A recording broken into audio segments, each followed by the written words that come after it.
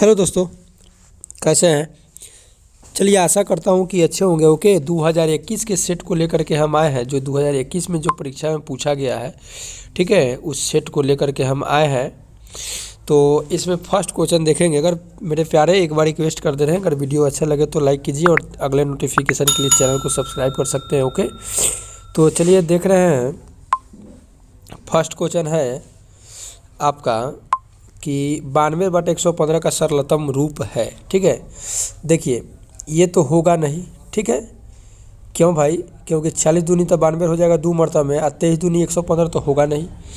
Second देख ले रहे हैं, सेकंड है 4/15। तो इसे देख ले रहे हैं, अगर 4 से काटिएगा 92 को तो 4 दूनी की 8 और चढ़ती 23 मरतबा में कटेगा अर्थात, और 5 से काटिएगा नीचे वाले को तो 5 दूनी 10 पंती 15। मतलब कहने का मतलब कि दोनों 23 मरतबा में कट जाएगा, अर्थात 23 चौका 92 और 23 पच्चे 115 हो जाएगा। आपका ऑप्शन नंबर बी सही हो जाएगा। ओके, तो आई होप समझ गए होंगे। देखेंगे क्वेश्चन नंबर नेक्स्ट।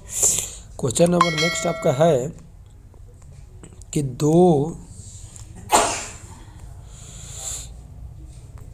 दो परिमेय संख्याओं के बीच अधिकतम कितनी परिमेय संख्या होती है? तो देखिए अनंत। 2 परिमेय संख्या के बीच कहे या 2 अपरिमेय संख्या के बीच कहे, अनंत परिमेय संख्या और अपरिमेय संख्या होती है। ओके, आई होप समझ गए होंगे। देखेंगे क्वेश्चन नंबर नेक्स्ट है कि निम्नलिखित में किसका दशमलव प्रसार शांत है? ठीक है, सीधी सी इसका बात याद रखिएगा। दशमलव प्रसार शांत कब होता है? पिछला सेट वाले में भी हम बताए थे, p/2 के पावर m गुने 5 के पावर n इस रूप में अगर है तो मेरा दशमलव प्रसार क्या होगा? शांत होगा, नहीं तो अशांत हो जाएगा। ठीक है, तो देखिए अभी आपको शायद समझ में नहीं आया होगा। p के जगह पर कुछ भी हो, m के जगह पर कुछ भी हो, n के जगह पर कुछ भी हो, लेकिन 2 और 5 होना चाहिए, तो मेरा उसका दशमलव प्रसार क्या हो जाएगा? शांत हो जाएगा। ठीक है, अब देख रहे हैं 7/88। 88 जो है, 88 को खंड करेंगे हम। अगर 88 को खंड किया जाए तो ये 44 मरतबा में कटेगा, फिर ये 22 मरतबा में कटेगा। 2 से 11, देखिए 11 आ गया, 2 तो है लेकिन 11 आ गया, तो ये मेरा होगा नहीं। ठीक है, फर्स्ट तो होगा नहीं, चलिए इसको मिटा दे रहे हैं। ओके,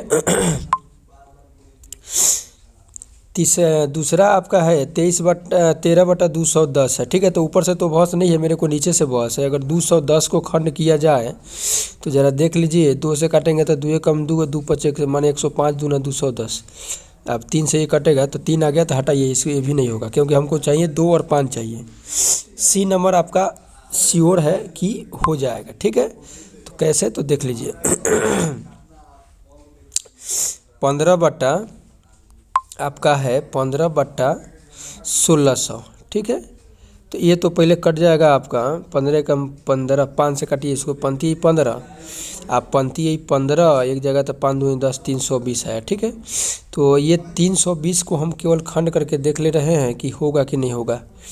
2 से 2 कम 2 2 छक्का 12 0, 2 से 80, 2 से 40 और 2 से 8 5 40, यानी करने का मतलब इसमें 5 और 2 के अलावा कुछ भी नहीं आएगा, इसलिए मेरा ऑप्शन नंबर हो जाएगा सी सही हो जाएगा। ठीक है, ऑप्शन नंबर सी इसका आंसर हो जाएगा। ओके, तो आई होप मेरे प्यारे समझ गए होंगे। इसमें कुछ जान था नहीं, बस देख लेना था। अगला क्वेश्चन है कि बहुपद dy² plus by plus a के शून्यकों का गुणनफल। देखिए शून्यकों का गुणनफल बराबर क्या होता है? शून्यकों का गुणनफल बराबर होता है अल्फा इंटू बीटा बराबर होता है c/a द्विघात के लिए। क्या चीज़ के लिए? द्विघात। ये द्विघात बहुपद है ना आपका, dy² है प्लस y है, तो c/a। तो देखिए यहाँ पे ध्यान दीजिएगा, dy² है प्लस by है और प्लस a है, तो यहाँ y² का गुणांक जो होता है a का मान बनता है, y के गुणांक को b बनाते हैं और अचर पद को c बनाते हैं। ठीक है, तो c/a, तो c के मान तो a ही है। ठीक है, तो a रख दिए और a की जगह पर कितना है? d है, अर्थात a/d इसका आंसर हो जाएगा। ठीक है, अर्थात ऑप्शन नंबर कितना है हमारा? d। ओके, आई होप मेरे प्यारे समझ गए होंगे। देखेंगे क्वेश्चन नंबर नेक्स्ट, यानी 4। क्वेश्चन नंबर 4 तो हो गया। क्वेश्चन नंबर 5 में आपका है, क्वेश्चन नंबर 5 √18 का परिमेयकरण गुणांक है। परिमेयकरण गुणांक हमसे पूछ रहा है। चलिए कोई दिक्कत नहीं है, समझेंगे। परिमेयकरण गुणांक √3 का, ठीक है, √18 का परिमेयकरण गुणांक है। तो देखिए इसको पहले खंड कीजिए, तो ये हो जाएगा 9 दूनी 18, ठीक है, यानी 3√2 अर्थात √2 जो है इस परिमेयकरण, इसका √18 का परिमेयकरण गुणांक है, ठीक है, √2 आंसर हो जाएगा। ओके, देखेंगे question number next 6 number question number 6 कह रहा है कि सबसे छोटी अभाज्य संख्या है। अब सबसे छोटी अभाज्य संख्या का मतलब होता है, यानी प्राइम नंबर हम उसे कहते हैं जो खुद से कटे और 1 से कटे, इसके अलावा और किसी से नहीं कटे तो अभाज्य संख्या होती है। एक आपका अभाज्य संख्या नहीं है, इसलिए एक को छोड़ दीजिए। 2 से चालू है, 2 3 5, 4 नहीं होगा क्योंकि 4 2 से भी कटेगा, 4 से भी कटेगा, 1 से भी कटेगा, ठीक है।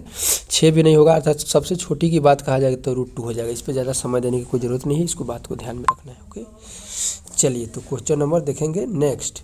क्वेश्चन नंबर 7 है, आपसे कह रहा है कि यदि a बराबर BQ + R जहाँ a और b धनात्मक पूर्णांक हो तो यहाँ पे देखिए शेषफल की जो बात है, यहाँ पे a जो होता है आपका, a बराबर भाज्य होता है, ठीक है, अब b आपका भाजक होता है, q भागफल होता है, r शेषफल होता है। तो हमेशा जो शेषफल से जो बड़ा होना चाहिए b का मान होगा, ठीक है। ऑप्शन नंबर सी क्या हो जाएगा आपका, सही हो जाएगा। क्योंकि बात समझिए, अगर 2 से हम 5 में भाग दे रहे हैं तो चलिए 7 में भाग दे दीजिए, ठीक है। 7 में अगर भाग दे रहे हैं तो 2 तिहाई 6, एक ऐसे देखिए ये हुआ a का मान बना, इसको बोलते हैं b का मान और इसको बोलते हैं, यहाँ पे q हो गया और ये रिमाइंडर हो गया यानी शेषफल हो गया। तो देखिए तो r का जो मान है, यहाँ b का जो मान है, देख रहे हैं ना, r से बड़ा है ना, तो r से बड़ा यानी ऑप्शन नंबर सी मेरा हो जाएगा आंसर सही, ठीक है। क्वेश्चन नंबर देखेंगे 8। क्वेश्चन नंबर 8 में हमसे बोल रहा है कि निम्नलिखित में कौन परिमेय है। तो देखिए परिमेय की बात है, तो परिमेय जो p/q के रूप में होता है, अर्थात यूँ कहूँ तो जिसका वर्गमूल भी पूरा निकल जाता है वो परिमेय होता है। ये आपका परिमेय नहीं होगा, ठीक है। क्वेश्चन नंबर 8 जो है आप देख रहे हैं, इसमें ये परिमेय नहीं है, क्योंकि इसमें देख रहे हैं कि 4 परिमेय है लेकिन √3 अपरिमेय है। याद रखिएगा, एक पिछले वीडियो हम बनाए हैं तो उसमें बताए हैं कि एक परिमेय और एक अपरिमेय संख्या का योगफल कहे, योगफल माने जोड़ होता है, अंतर कहे, अंतर माने घटाव होता है, गुणनफल कहे, गुणनफल माने गुना होता है, और भागफल कहे, ये जो होता है ये आपका सब अपरिमेय संख्या होता है, ठीक है। इस बात को गांठ मान लीजिएगा, ठीक है। तो इसमें तो ये होगा नहीं, √7 है इसका पूरा वर्गमूल निकलेगा, ये भी नहीं होगा। √8 है इसका वर्गमूल पूरा नहीं निकलेगा, तो ये भी होगा ही नहीं। बच गया मेरा कौन, option number D.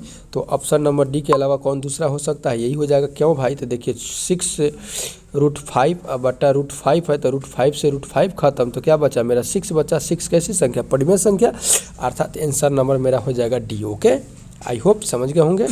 Question number देखेंगे अगला। क्वेश्चन नंबर अगला हम देखेंगे, तो क्वेश्चन नंबर अगला है 9 में हमसे बोल रहा है कि द्विघात बहुपद x² + 12x + 35, ठीक है, ये कैसे के शून्यक बताना है। शून्यक है क्या, दोनों धनात्मक होगा, दोनों ऋणात्मक होगा, दोनों बराबर होगा, एक धनात्मक तथा दूसरा ऋणात्मक होगा। तो देखिए इसको हल करने के बाद ही मेरे को पता चलेगा कि कैसा होगा, ठीक है। तो चलिए इसको हल कर ले रहे हैं। x² +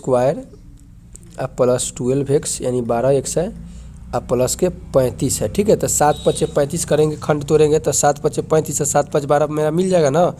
तो ये हो जाएगा आपका x² + 7x + 5x + 35। अब ध्यान दीजिए, इसको जब कॉमन लेंगे हम तो दोनों प्लस में, इसमें माइनस का गुजारा है ही नहीं, तो दोनों प्लस में आएगा, अर्थात देखिए x कॉमन ले लीजिएगा, इसमें से x लीजिएगा तो x + 7 बचेगा, और फिर इसमें से ले लीजिएगा 5 तो x + 7 बचेगा। ओके, आई होप समझ रहे हैं। तो x + 7 आप ले लीजिएगा तो बच जाएगा हमारा क्या, x + 3 बच जाएगा, सॉरी 5 बच जाएगा, x + 5।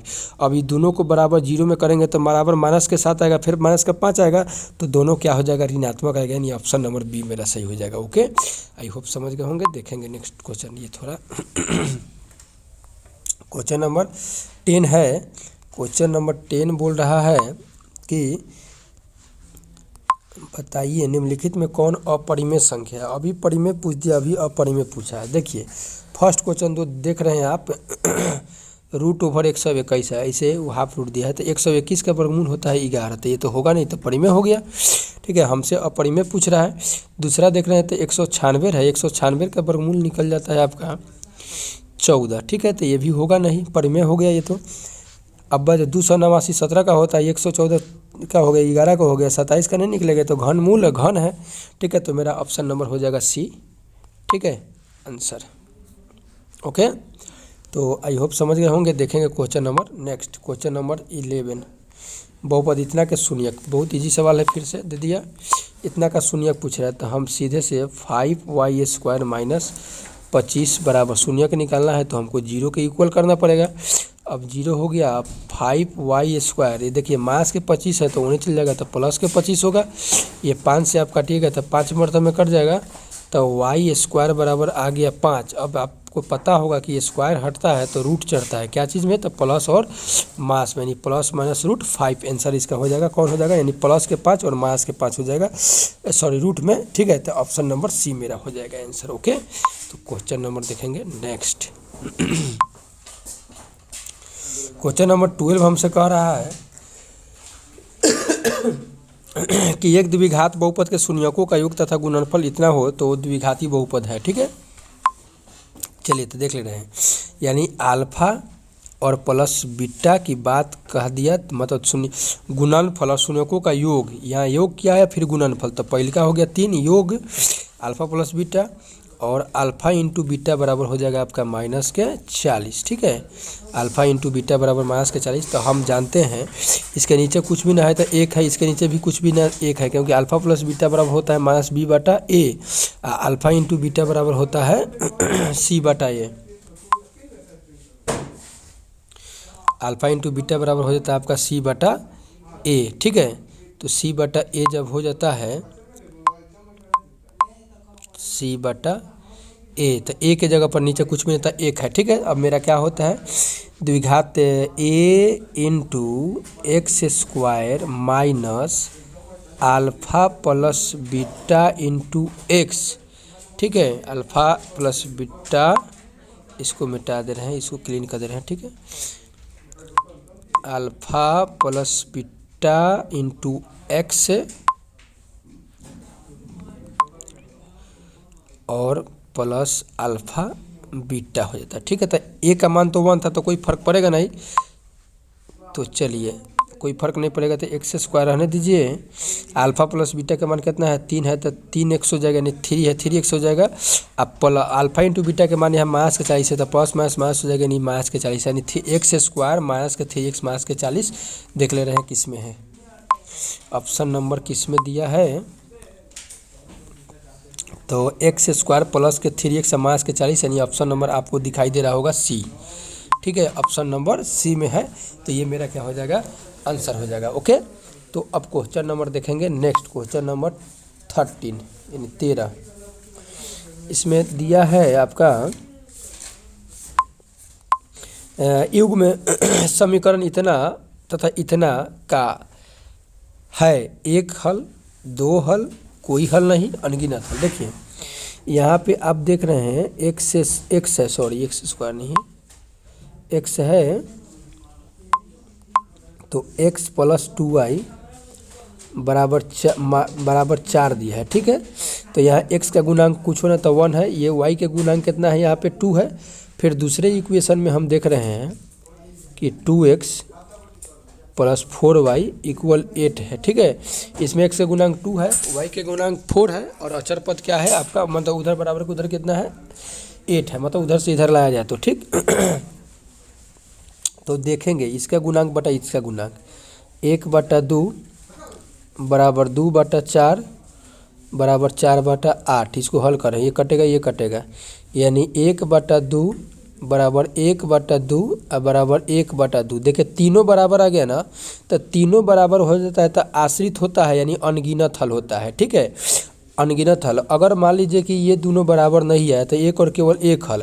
अगर मान लीजिए कि ये दोनों बराबर आ गया, ये बराबर नहीं आया, तो एक भी हल नहीं होगा। ठीक है, ये दोनों अगर बराबर आ गया तो एक भी हल नहीं, अर्थात कहने का मतलब देखिए ए बटा बी और नॉट इज इक्वल टू सी बटा ई, ठीक है, सी बटा ई। तो इसमें एक और केवल एक हल, अगर ये दोनों बराबर आ गया तो एक भी हल नहीं, और तीनों बराबर आ जाएगा तो आपका अनगिनत हल हो जाएगा, ठीक है। इस बात को आपको ध्यान रखना है, ठीक है। आई होप समझ गए होंगे।